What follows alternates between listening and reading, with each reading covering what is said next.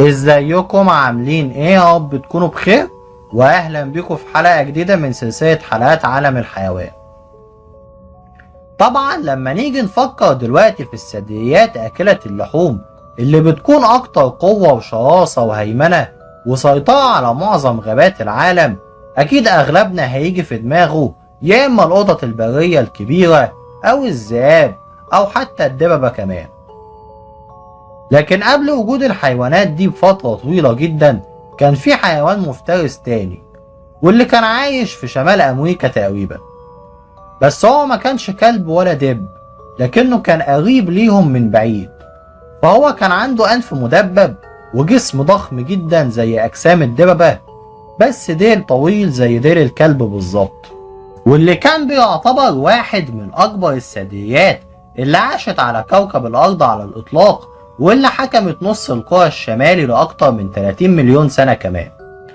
والعلماء أطلقوا عليه لقب الأمفيسايون، بس نتيجة برضه التشابه الكبير اللي كان ما بينه وما بين الكلب وما بين الدب، فالبشر أحيانا بيتلخبطوا وبيطلقوا عليه لقب زبير دوج أو الكلب الدب يعني. وفي الفيديو بتاعنا النهاردة هنتكلم بالتفصيل عن قصة الحيوان المدهش ده، لأن برضه على الرغم من إن انقرض من زمان وتقريبا محدش شافه على الطبيعة قبل كده، إلا إنه برضه بيمثل المفتاح لفهم تاريخ فرع مهم من فروع شجرة عيلة الثدييات كلهم. بس يا ريت لو سمحتم قبل ما نبدأ تدوسوا لايك وتعملوا اشتراك للقناة وتفعلوا زر الجرس عشان يوصلكم كل جديد. وفي البداية لازم تبقوا عارفين إن معظم الثدييات أكلة اللحوم اللي احنا عارفينها النهاردة بتنتمي في الأساس لنفس مجموعة البير دوج، واللي اسمها الكارنيفورنز، واللي بتشمل حيوانات ليها أنظمة غذائية متنوعة ومختلفة. فهي بتتراوح من البندة العملاقة واللي هي بتتغذى على النباتات والأعشاب لحد الحيوانات أكلة اللحوم زي سباع البحر أو الراكونز مثلا. وتقريبا البير دوج كان بيعتبر من أقدم الأعضاء في الفئة دي، فهو ظهر لأول مرة في حفريات عمرها كان بيرجع لحوالي 40 مليون سنة خلال عصر الأيوسين. ويقال كمان إنه من المحتمل يكون نشأ في أمريكا الشمالية في الأول، بس بعدين انتشر في جميع أنحاء أوروبا. وده طبعا كان زمان جدا قبل حتى ما القارتين دول ينفصلوا عن بعض أساسا.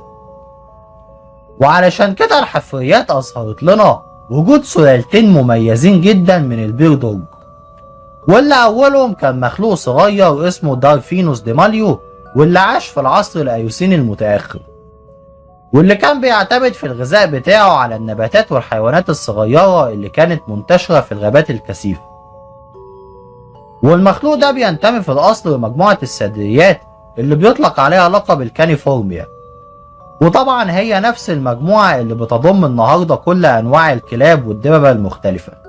والعلماء مؤمنين كمان إن بعد ما حيوان البير دوج نجح في تكوين فرع مميز لنفسه من ضمن فروع شجرة الثدييات المختلفة، تطورت كل الدببة والكلاب نتيجة لكده. وبناء عليها هنلاقي إن الحيوانين دول بالتحديد بيعتبروا مشتركين معاه في صفات جسدية كتيرة جدا. بس بقى بعد ما البير دوج في أمريكا الشمالية انفصل عن باقي الثدييات الروسية التانية، المجموعتين دول بدأوا يتطوروا في مسارات مختلفة. لكن في الوقت ده بالتحديد ظهرت كائنات كانت أكبر من البير دوج في الحجم، واللي تم تصنيفها كأعنف الحيوانات أكلة اللحوم المفترسة في عصر الأيوسين ده كله. والعلماء أطلقوا عليهم لقب الهيينادونتس، واللي كان عندهم فكوك ضخمة وأسنان حادة جدا زي السيوف بالظبط، بالإضافة كمان لقدرتهم على الجري والقفز بقوة لأماكن أو لمسافات مرتفعة.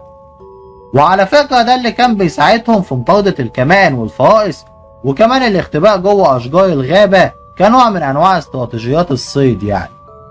لكن مع تغيير المناخ حصلت ظروف مختلفة بعد كده، واللي أدت إلى تغيير النظام البيئي ده كله، واللي كانت في بداية حقبة الإيليجوسين، يعني من حوالي 33 مليون سنة تقريبا، لما أمريكا الشمالية بدأت تخش في مرحلة تبريد وتجفيف.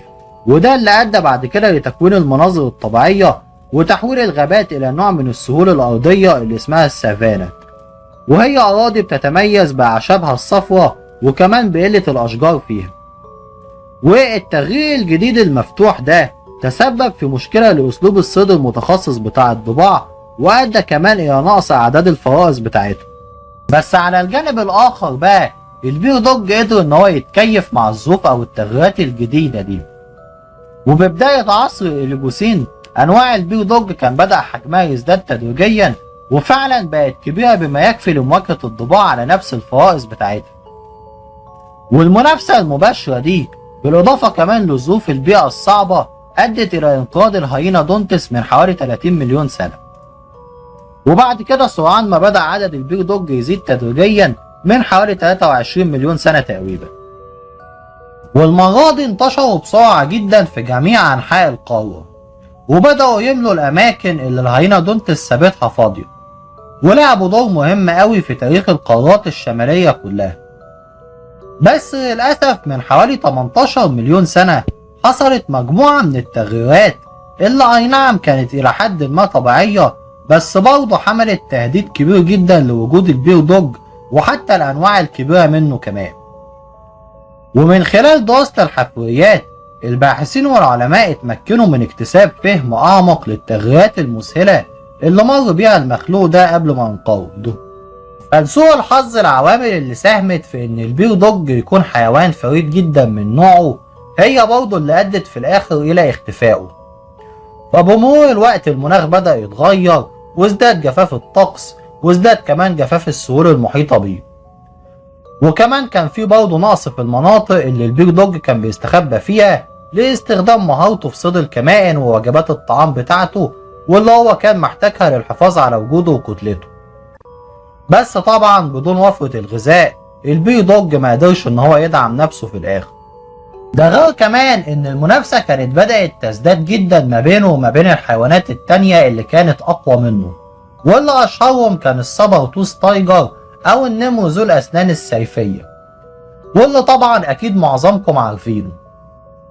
والعوامل دي كلها ادت في النهاية الى انقراض البير دوج من حوالي 9 مليون سنة تقريبا.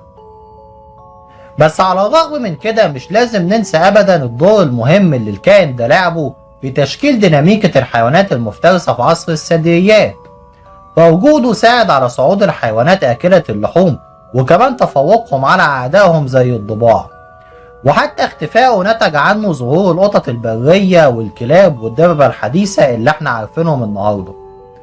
وده معناه ان هو شكل نوع من انواع القناة بين القديم والجديد، واللي تعتبر بمثابة قطعة أحجية مفقودة في ملحمة 45 مليون سنة أو أكتر كمان للثدييات آكلة اللحوم. وبكده نكون وصلنا لنهاية الحلقة بتاعتنا النهاردة، وأتمنى إن هي تكون عجبتكم، واستنوني المرة الجاية في حلقة جديدة من سلسلة حلقات عالم الحيوان، وأشوفكم على خير إن شاء الله.